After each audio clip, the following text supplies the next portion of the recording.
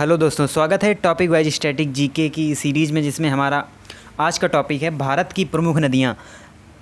तो जो ये टॉपिक है भारत की प्रमुख नदियाँ, इसका जो पार्ट 1 है वो उस पार्ट में हम लोगों ने डिस्कस किया था सिंधु नदी तंत्र, ब्रह्मपुत्र नदी तंत्र और गंगा नदी तंत्र के बारे में।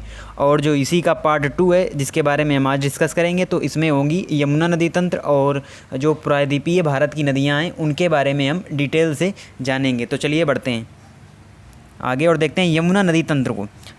तो यमुना नदी में पहले हम देखते हैं यमुना नदी को, जिसका उद्गम हुआ है यमुनोत्री से, यानी गंगोत्री के पास ही पड़ता है यमुनोत्री, वहाँ से यमुना नदी का उद्गम हुआ है। और इसकी जो सहायक नदियाँ हैं वो हैं चंबल, बेतवा, केन, सेंगर। वैसे और भी सहायक नदियाँ हैं, लेकिन ये मुख्य नदियाँ हैं चंबल, बेतवा, केन और सेंगर।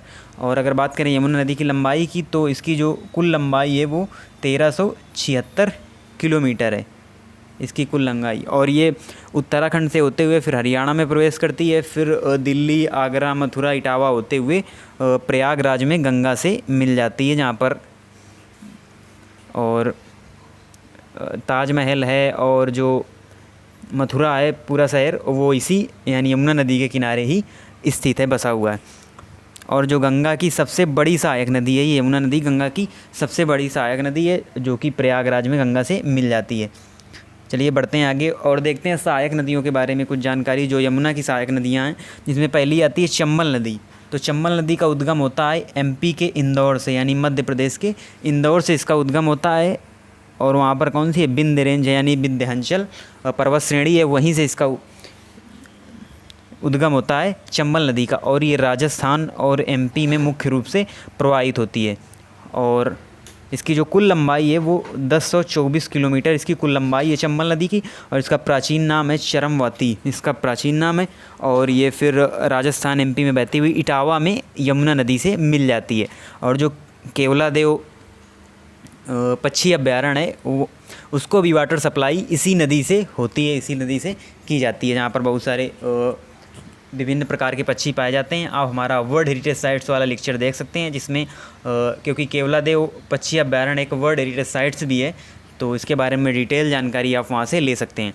और बात करें चंबल नदी की सहायक नदियाँ की, तो छिप्रा, सिंध, बनास और मालवा, छिप्रा, सिंध और बनास इसकी सहायक नदियाँ हैं। और छिप्रा को मालवा की गंगा भी कहते हैं, छिप्रा नदी को। बढ़ते हैं आगे और आती है बेतवा नदी। बेतवा नदी का उद्गम होता है एमपी के रायसेन से, और ये भी विंध्याचल पर्वत श्रेणी से यानी विंध्य रेंज से निकलती है बेतवा नदी। और इसकी जो कुल लंबाई है 590 किलोमीटर। और ये वहाँ से निकलकर भोपाल, झांसी होते हुए हमीरपुर में यमुना से मिल जाती है।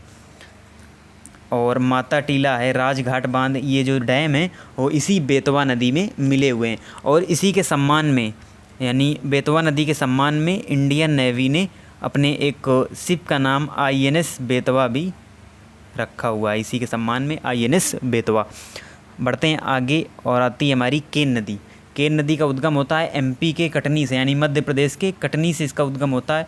और इसका उद्गम होता है कैमूर श्रेणी से, जो कि भाग है विंध्याचल पर्वत श्रेणी का। और ये वहाँ से निकलकर 427 किलोमीटर इसकी कुल लंबाई है, प्राचीन नाम है कर्णावती।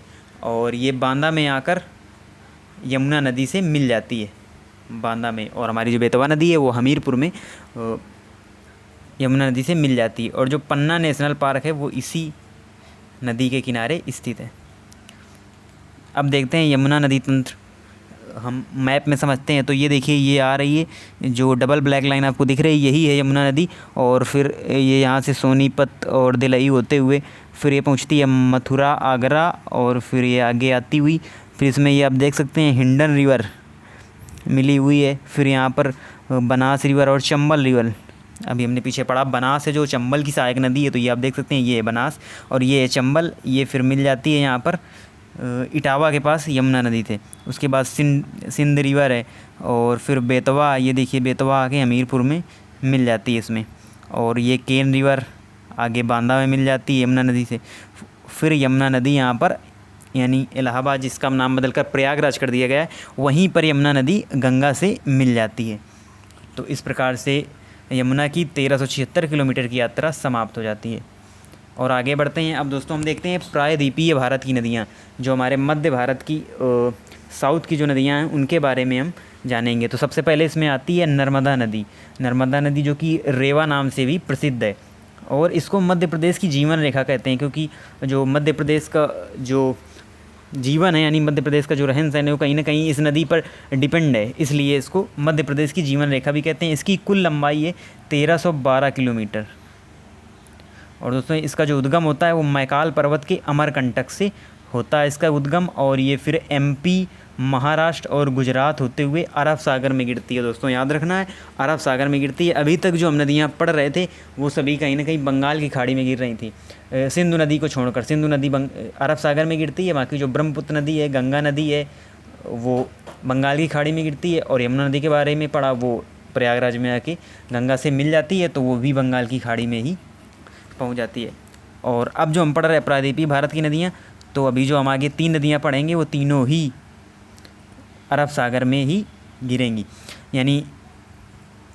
और फिर बात करें नर्मदा नदी की, तो ये अरब सागर में गिर जाती है मध्य प्रदेश, महाराष्ट्र, गुजरात होते हुए। और जो धुआंधार और कपिलधारा जलप्रपात हैं, जिनके बारे में हमने जलप्रपात वाले लेक्चर में पढ़ा भी है, तो वो इसी नदी पर स्थित हैं, और ये भ्रंश घाटी से यानी रिफ्ट वैली से होकर बहती है। और अब बढ़ते हैं आगे और देखते हैं ताप्ती नदी। इसका उद्गम होता है मध्य प्रदेश के बैतूल से, और बैतूल से सतपुड़ा श्रेणी है दोस्तों यहाँ पर, और सतपुड़ा श्रेणी से ही निकलती है हमारी ताप्ती नदी। और इसकी जो कुल लंबाई है 740 किलोमीटर, 740 किलोमीटर इसकी कुल लंबाई है ताप्ती नदी की। और ये भी मध्य प्रदेश, महाराष्ट्र होते हुए गुजरात में अरब सागर में गिर जाती है, और एस्चुरी का निर्माण करती है दोस्तों ताप्ती नदी। और नर्मदा नदी भी एस्चुरी का निर्माण करती है।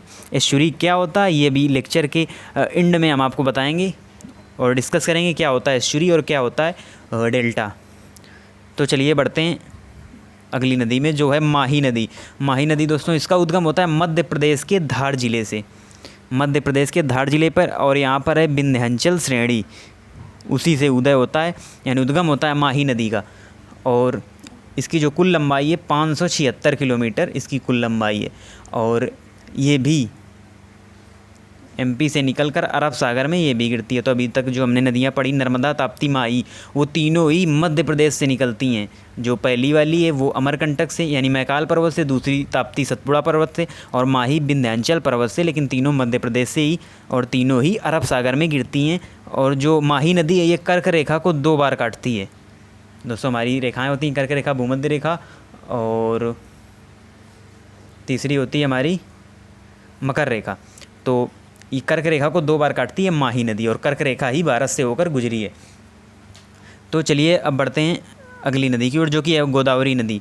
गोदावरी नदी इसका जो उद्गम होता है वो महाराष्ट्र के नासिक से होता है, महाराष्ट्र के नासिक से। और इसकी जो कुल लंबाई है 1465 किलोमीटर इसकी कुल लंबाई है गोदावरी नदी की। और ये दक्षिण भारत की प्रमुख नदी है, यानी प्रायद्वीपीय भारत की अगर बात करें सबसे बड़ी नदी की, तो वो गोदावरी नदी है दोस्तों, याद रखना है। और जो पूरे भारत की बात करें तो सबसे लंबी जो नदी है वो है गंगा नदी, बट अगर बात करें प्रायद्वीपीय भारत की तो सबसे बड़ी नदी है गोदावरी नदी, इसको बूढ़ी गंगा भी कहा जाता है। और ये पश्चिमी घाट में त्र्यंबकम पहाड़ी है वहाँ से, यानी महाराष्ट्र के नासिक में पश्चिमी घाट जो पड़ता है, हमने जो कि एक वर्ल्ड हेरिटेज साइट्स भी है जिसके बारे में हमने पढ़ा भी है पीछे, तो उसी की एक त्र्यंबकम पहाड़ी से इसका उद्गम होता है। और फिर ये महाराष्ट्र नासिक से महाराष्ट्र और तेलंगाना, आंध्र प्रदेश होते हुए सीधा बंगाल की खाड़ी में गिर जाती है गोदावरी नदी। चलिए बढ़ते हैं आगे। फिर आती है हमारी कृष्णा नदी। कृष्णा नदी का उद्गम भी महाराष्ट्र के महाबलेश्वर के समीप से होता है, यानी पश्चिमी घाट से ही इसका भी उदय होता है। और ये दूसरी बड़ी नदी है प्रायद्वीपीय भारत की, और इसकी जो कुल लंबाई है 1288 किलोमीटर इसकी कुल लंबाई है। और ये महाराष्ट्र होते हुए फिर ये पहुंचती है कर्नाटक और तेलंगाना, फिर आंध्र प्रदेश, और वहाँ से फिर ये पहुंच जाती है बंगाल की खाड़ी में, और बंगाल की खाड़ी में ही इसका ये मतलब गिर जाती है वहीं पर बंगाल की खाड़ी में। और इसकी जो सहायक नदियाँ हैं वो है तुंगभद्रा, कोयना और मूसी, इसकी मुख्य सहायक नदियाँ हैं। और अलमाटी, नागार्जुन सागर बांध, अलमाटी और नागार्जुन सागर बांध वो भी इसी नदी पर बने हुए हैं। और इस नदी को लेकर विवाद भी है महाराष्ट्र, कर्नाटक और आंध्र प्रदेश के बीच में इस नदी को लेकर विवाद भी है। तो ये बात भी आपको याद रखनी है। बढ़ते हैं अगली नदी की ओर, जो कि है कावेरी नदी। कावेरी नदी का उद्गम दोस्तों होता है पश्चिमी घाट के पर्वत ब्रह्मगिरि से। अभी तक जो हमने नदियाँ पढ़ी, गोदावरी, कृष्णा, कावेरी, इन तीनों नदियों का जो उद्गम हुआ है वो पश्चिमी घाट से ही हुआ है और महाराष्ट्र से ही हुआ है, और ये तीनों ही बंगाल की खाड़ी में गिरती हैं। तो चलिए आगे देखते हैं। फिर इसको दक्षिण भारत की गंगा भी कहते हैं। अगर कहीं प्रश्न आ जाए कि दक्षिण भारत की गंगा किसे कहते हैं, तो कावेरी नदी को, बूढ़ी गंगा किसे कहते हैं, गोदावरी नदी को। और इसकी जो लंबाई है वो है 800 किलोमीटर। 800 किलोमीटर इसकी कुल लंबाई है, और ये भी कर्नाटक और तमिलनाडु होते हुए बंगाल की खाड़ी में गिर जाती है, और इसको दक्षिण भारत की गंगा कहते हैं। और इसमें यानी कावेरी जल विवाद, इस नदी को लेकर भी विवाद है कर्नाटक और तमिलनाडु के बीच। कर्नाटक और तमिलनाडु के बीच इस कावेरी नदी को लेकर भी विवाद है। अब बढ़ते हैं आगे, फिर देखते हैं महानदी।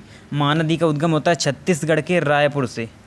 महानदी का उद्गम होता है छत्तीसगढ़ के रायपुर के समीप सियावा पर्वत श्रेणी है, वहाँ से महानदी का उद्गम होता है। इसकी जो कुल लंबाई है 855 किलोमीटर लगभग इसकी लंबाई है, और इसी पर स्थित है देश का सबसे लंबा बांध, हीराकुंड बांध, इसी नदी पर बना हुआ है, यानी महानदी पर बना हुआ है। तो ये नदियाँ देखी हम लोगों ने दोस्तों प्रायद्वीपीय भारत की, और कुछ अन्य नदियाँ हैं जिनके बारे में हम थोड़ी थोड़ी जानकारी आपको दे रहे हैं।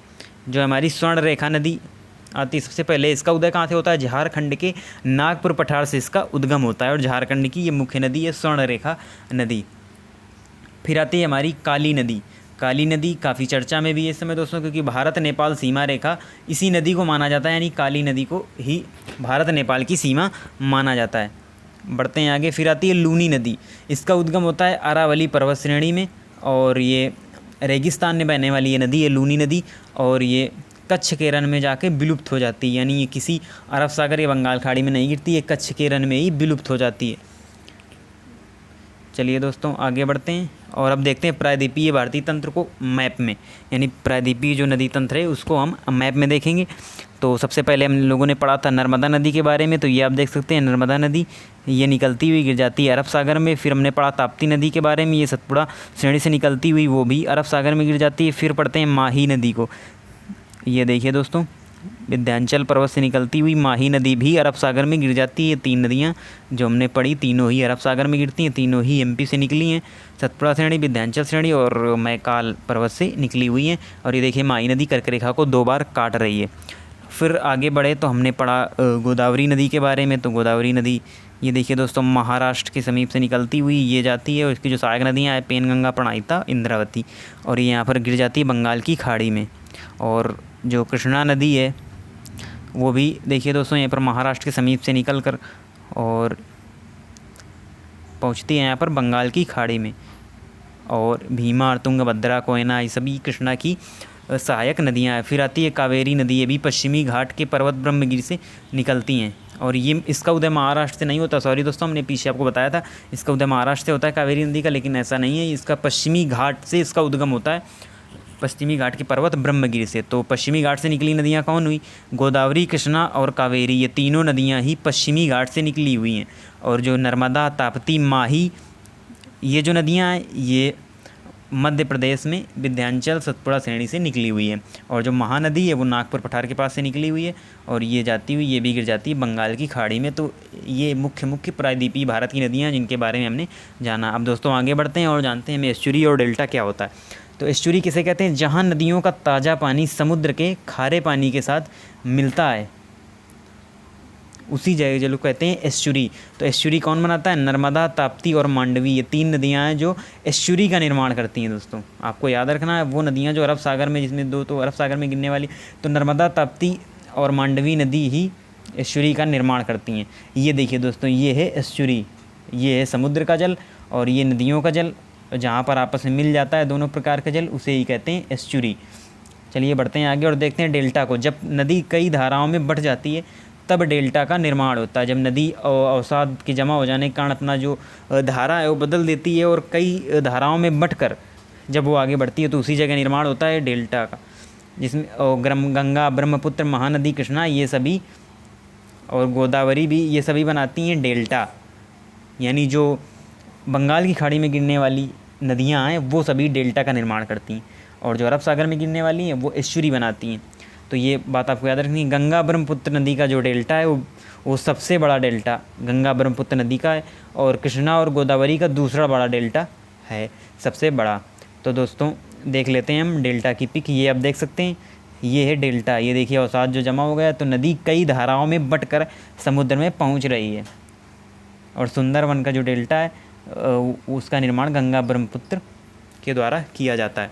तो दोस्तों इस प्रकार से हमने देखा जो सिंधु नदी तंत्र है, ब्रह्मपुत्र नदी तंत्र, गंगा नदी तंत्र के बारे में पार्ट 1 में, और इस पार्ट 2 में हमने देखा यमुना नदी तंत्र और जो प्रायद्वीपीय भारत की नदियाँ हैं और कुछ अन्य नदियाँ हैं, यानी जो जितनी मुख्य भारत की नदियाँ हैं सबके बारे में हमने डिस्कस किया। अच्छे से डिटेल में हमने आपको बताया और उसको मैप में भी हमने दिखाया आपको।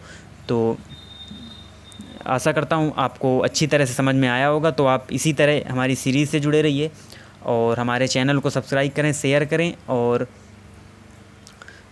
जो हमारा फेसबुक पेज है उसमें भी करंट अफेयर्स के क्वेश्चन डेली पोस्ट किए जाते हैं, तो उसको भी ज्वाइन करें और ऐसे ही अपना ज्ञान बढ़ाते रहें। धन्यवाद।